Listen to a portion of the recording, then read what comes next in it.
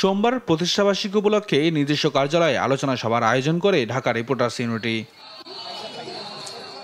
সভায় বিএনপির স্থায়ী কমিটির সদস্য ও সাবেক বাণিজ্যমন্ত্রী আমির খসরু মাহমুদ চৌধুরী বলেন, গণতন্ত্র প্রতিষ্ঠিত না হলে জাতীয় সংকট বাড়বে।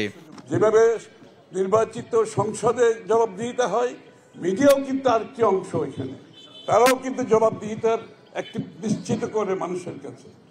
সুতরাং আগামী দিনে আমরা ঐক্যবদ্ধ থাকবো গণতন্ত্র পুনঃপ্রবর্তনের জন্য। আমরা একটি সুষ্ঠু নিরপেক্ষ নির্বাচনের মাধ্যমে বাংলাদেশে একটি গণতান্ত্রিক অর্ডার ফিরিয়ে আনতে চাই, এবং এটা যত বিঘ্নিত হবে, যত দেরি হবে, তত বেশি আমাদের সংকট বাড়তে থাকবে। এদিকে সাবেক রাষ্ট্রপতি জিয়াউর রহমানের সমাধিতে শ্রদ্ধা জানাতে গিয়ে বিএনপির স্থায়ী কমিটির সদস্য গয়েশ্বর চন্দ্র রায় বলেন, বিএনপি এখনও গণতন্ত্র প্রতিষ্ঠার লড়াইয়ে আছে। একটি সুষ্ঠু অবাধ নির্বাচনের মাধ্যমে জনগণের ভোটাধিকার প্রতিষ্ঠার লড়াইয়ে আমরা আজকে অব্যাহত আছি।